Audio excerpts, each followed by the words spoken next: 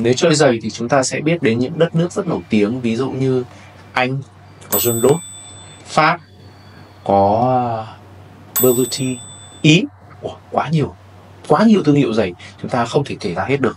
Tây Ban Nha cũng là một đất nước làm giày, có Camina, có một vài hãng khác nữa.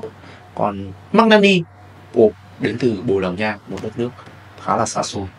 Và chúng ta sẽ xem đôi giày đến từ Bồ Đào Nha nó như nào.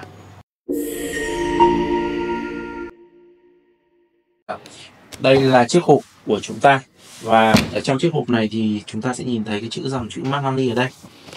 Bên ngoài hộp này mình sẽ có một cái label thể hiện thông tin của đôi giày này là Fareo Kuro. Đấy, cái này là color, tức là màu. Kuero, cái này có nghĩa là tôi cũng không biết là cái màu tên là gì. Mã hiệu là 19393, mã vạch, sau đó size là 42M. 42M chắc là medium, và size đây là size 9,5, và hình của đôi giày nó như thế này. Đấy. Đấy thì bây giờ chúng ta sẽ mở ra thì xem đôi giày này nó như thế nào nhá. Ok, đây là một đôi tassel loafer. Thì trên những cái đôi tassel loafer này thì thường người ta sẽ có một cái chuông da như này, và rất nhiều người không biết cái này được gọi là cái gì. Bởi vì có rất nhiều người gọi cái này gọi là cái tua rua, dân làm giày người ta hay gọi là cái chuông da. Và đôi giày này có cái giá 550 đô, và nếu mà quy ra tiền Việt thì bây giờ đôi giày này chắc là phải khoảng 15 triệu. Các bạn có thể nhìn thấy đây là cái đôi giày của chúng ta, nó có mã hiệu là Bravo. Đấy. Và nó có rất là nhiều size, bắt đầu từ size số 7 đến size số 15. Wow, size rất là rộng. Về tổng quan thì đây là một đôi giày đế black, nên là nó sẽ có một cái phần cấu trúc đế khá là mỏng ở đây. Da của đôi giày này sẽ là da B, vì vậy là các bạn sẽ nhìn thấy các cái lỗ chân lông ở trên bề mặt da này khá là nhỏ, nên tạo nên một độ mịn rất là ok. Màu sắc của đôi giày này nó giống như là màu vàng, màu cô nhắc, rượu cô nhắc, sau đó được patina ở phần mũi này. Đế của con giày này thì chúng ta sẽ nhìn thấy phần bật đế da ở dưới, toàn bộ là đế da nhé, và sau đó được khâu chỉ rãnh hở ở đây. Đấy. Phần ở giữa bụng giày chúng ta sẽ có phần size số là 9/1/2 và chữ Magnani. Đằng sau là chúng ta có phần lót cao su một chút. Về phần nội thất bên trong giày chúng ta có một cái phần lót rất là đơn giản là Magnani ở đây. Phần bên trong lót thì cũng sẽ là da B rất là mềm mịn. Đằng sau gót sẽ có một chút về da lụa để chống trơn trượt ở trên cái trong cái lòng giày. Với một cái phần thân khá là dài như thế này thì thường các cái nhà làm giày họ sẽ nhấn đôi giày này bằng các cái chi tiết họa tiết. Ví dụ như là cái chuông da này cũng là một cái điểm nhấn, và một cái phần mũi apron như thế này được khâu gồ lên, nó cũng là một cái điểm nhấn. Và thêm nữa là phần mũi của đôi giày này được patina hơi đậm hơn chút, người ta gọi là burnish ở phần mũi này. Đấy, phần sau gót này các bạn cũng sẽ nhìn thấy là một cái phần gót này có cái phần màu nó đậm hơn chút, nhưng mà cái sự chuyển màu trên cái đôi giày này khá là nhẹ nhàng. Tôi thấy là cái người thợ làm cũng rất là ok, và cái chất lượng da trên cái đôi giày này thì rất là mượt mịn. Với cái đôi giày này thì chất liệu nó là chất liệu da B, người ta thường hay gọi là calfskin. Nếu mà các bạn mà nhìn thấy một đôi giày nào mà có cái chữ calfskin có nghĩa nó sẽ được làm từ da B. Đây là một đôi giày sáng màu và được làm màu thủ công, vì vậy là những cái đôi giày này sẽ cực kỳ dễ thấm nước. Bạn nên nhớ là rất dễ thấm nước rồi.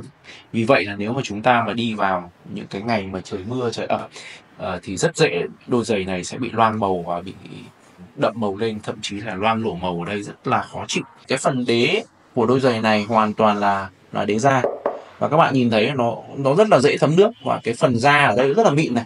Các bạn có nhìn thấy phần đế của đôi giày nào? Này, tôi chỉ cần hơi xoa một cái là cái phần lông da ở đây nó đã thay đổi màu rồi. Đấy, vuốt lên vuốt xuống nó đã khác rồi. Và đây là một đôi giày cấu trúc black, vì vậy là các bạn sẽ nhìn thấy một đường chỉ khâu ở phía dưới này. Đấy. Và ở bên trong cái lòng của đôi giày này chúng ta cũng sẽ nhìn thấy một đường chỉ khâu ở phần phía mũi này. Đấy là cấu trúc black. Lót của đôi giày này được làm từ da B và mộc, thế nên là cái màu ở đây rất là sáng. Và các bạn khi mà sử dụng cái loại giày như thế này thì các bạn nên đi tất cho tôi nhờ. Bởi vì là những cái đôi giày này thì khi các bạn đi chỉ cần đi chân đất và mồ hôi của các bạn thấm ra những cái phần lót này, nó rất nhanh gây ra thâm lót đấy. Và kể cả phần hai bên cạnh hông của đôi giày này cũng là loại da mộc, vì vậy là loại da này thì sẽ giúp cho cái việc thấm hút mồ hôi rất là tốt, và các bạn sẽ gần như là không bao giờ có cảm giác bị hôi chân trên cái đôi giày này. Có một cái mùi rất đặc trưng của những đôi giày xuất xứ từ châu Âu, nhất là Italy nhé, là các bạn sẽ ngửi thấy cái mùi da mộc rất là thơm. Vậy tại sao cái mùi da mộc này nó là một cái mùi mà các bạn đây không phải là ngửi mùi da nữa, mà là ngửi cái mùi thảo mộc khi mà nó thuộc cái da này, nó bay ra rất là thơm, cực kỳ thơm. Và cái mùi thơm này nó sẽ hết tự nhiên sau khoảng 1 đến 2 tuần mà sử dụng nhé. Với đôi giày này thì cái người mà sử dụng cái đôi giày này mình nghĩ rằng sẽ có cái thiên hướng tuổi tác nó sẽ trẻ một chút, vì cái màu sắc nó khá là tươi, khá là mới. Vì vậy là chúng ta hướng đến giới trẻ nhiều hơn. Và cái đôi giày này có cái giá đâu đó khoảng 545 đô, thì ở thời điểm hiện tại nó sẽ rơi tầm khoảng 15 triệu nếu các bạn cả thuế cả phí bạn ship về Việt Nam. Với cái giá 15 triệu thì tôi nghĩ rằng là các bạn có thể mua được khá nhiều đôi giày.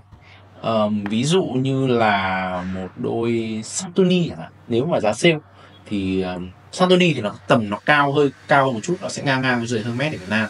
Nhưng mà nếu các bạn thể săn được giá sale thì săn giày Santoni cũng là một đôi giày khá là ok. Ngoài ra thì cái phân khúc 15 triệu này các bạn cũng có thể mua được giày của Crooked Jones, cũng là một cái phân khúc khá là cao ở giày của anh, và cũng rất là đẹp, cấu trúc rất ok.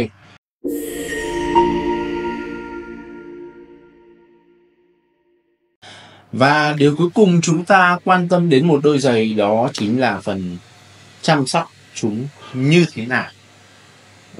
Trong tất cả các video của Phong Đinh thì mình luôn nói đến việc anh em cần phải mua gì và trang bị gì cho những đôi giày của mình. Thế thì các đôi giày này có gì cần đặc biệt hoặc là lưu ý không? Chúng ta phải có một đôi Sutri đúng form, hoặc là thậm chí nhỏ hơn size của đôi giày một size. Bạn đừng đút ngang này. Đút ngang này không bao giờ vào được cái đôi giày. Nó giống như chân chúng ta khi mà đi vào một đôi giày nhỏ, chúng ta phải đút chéo nhé. Khi mà đút chéo vào các bạn nhìn này, cái phần trước của cái Sutri nó sẽ tự nó xoay, sau đó các bạn đẩy cái phần sau vào. Các bạn nhìn thấy đằng sau này mình đã chọn con Sutri nó phù hợp, thì đằng sau này mình thò đúng một cái ngón tay trỏ vào là nó vừa, thì như vậy là sẽ phù hợp hơn. Và chúng ta sẽ nhìn thấy cái phần last, cái phần form của đôi giày đây, nó không bị phá, nó không bị thay đổi, và nó rất là ăn khớp với cả cái phần form đôi giày. Như vậy là đôi Sutri đã làm được cái việc cực kỳ quan trọng, đó là giữ được form và dáng cho đôi giày. Vậy còn việc chăm sóc hàng ngày cho đôi giày này thì chúng ta cần gì, chú ý gì? Vì đây là một đôi giày da, thế nên là chúng ta vẫn phải cần những cái thứ ví dụ như bàn chải để trải bụi này. Nên chọn một bàn chải sáng màu để chúng ta biết được độ bẩn, độ sạch, hoặc là chúng ta cũng đã sử dụng những các loại xi gì lên trên bàn chải này. Nhỡ chúng ta dùng xi màu xanh hoặc xi màu đen mà đánh lên đây thì không hề hay chút nào. Và một chiếc bàn chải đánh bóng cũng rất quan trọng, cũng nên là màu sáng để chúng ta có thể biết được là chúng ta có đánh xi gì lạ lên trên bàn chải này không. Và cuối cùng là các dung dịch vệ sinh và chăm sóc. Thế thì để vệ sinh và chăm sóc hàng ngày thì mình khuyên các bạn nên dùng một lọ cleaning, một lọ leather lotion đến từ Ren. Đây là cái sản phẩm rất dễ mua trên thị trường hiện tại, và đương nhiên shop của Phong Đinh cũng rất là sẵn những cái sản phẩm như thế này. Rất đơn giản là các bạn đổ nó ra bông, dàn nó ra, đừng để cho cái lotion này nó giữ lại trên bề mặt. Sau đó chúng ta sẽ lau trên bề mặt nhẹ nhàng như thế này. Và khi chúng ta lau như này thì có thể nó sẽ ra màu, nhưng đừng lo, bởi vì cái màu này là cái màu tự nhiên. Các bạn càng đi nhiều thì cái màu này nó sẽ càng thấm vào và nó sẽ càng ổn định. Thế nên là càng dùng thì chúng ta sẽ, cái màu nó sẽ càng sâu và nó sẽ càng đẹp. Đó. Và ngay sau khi các bạn sử dụng cái lotion này thì cái quá trình khô trên bề mặt này cũng bắt đầu diễn ra. Và chúng ta sẽ chỉ cần đợi đâu đó khoảng 2 đến 3 phút là chúng ta đã có thể dùng bàn chải để đánh lại rồi. Và khi chúng ta dùng bàn chải thì các bạn nên dùng bàn chải nó lớn như này thì các bạn đánh lên trên bề mặt da dày nó sẽ phù hợp. Đấy. Vậy còn việc chúng ta sử dụng xi như thế nào thì đây cũng là một câu hỏi khá là đặc biệt, bởi vì là với một đôi giày mà nó có đến 2 màu sắc từ phần mũi cho đến phần thân như thế này thì chúng ta không thể sử dụng bất cứ một lọ xi nào, không thể sử dụng duy nhất một lọ xi để chăm sóc cho đôi giày này. Bởi vì nếu chúng ta sử dụng một cái lọ xi cùng màu với mũi thì chúng ta không thể đánh cái lọ xi đó lên trên phần thân giày. Vì vậy khi các bạn mua xi thì các bạn đừng hỏi người bán xi rằng là anh ơi, đôi giày này của em thì đánh lọ xi nào phù hợp. Không có lọ xi nào phù hợp cho những đôi giày có 2 màu như này, mà chúng ta sẽ phải sử dụng một lọ xi đậm màu cho phần mũi và một lọ xi sáng màu cho phần thân. Đó. Và nếu bạn chăm sóc, bạn đã chơi một đôi giày có 2 màu như này, có nghĩa là bạn đã chọn sự phức tạp rồi đấy. Thậm chí đến bàn chải, nếu các bạn sử dụng, các bạn cũng nên có 2 chiếc bàn chải để chúng ta phần mũi chúng ta đánh bằng một bàn chải khác, phần thân chúng ta sẽ phải dùng một bàn chải khác. Như vậy nó mới đảm bảo cái việc màu của phần mũi không lan sang phần thân, làm cho màu các bạn nó bắt đầu nó pha trộn với nhau, nó mất cái độ đẹp đi. Và nếu mà các bạn cảm thấy là cái việc chăm sóc những đôi giày quá khó thì bạn biết gặp ai rồi? Gặp tôi.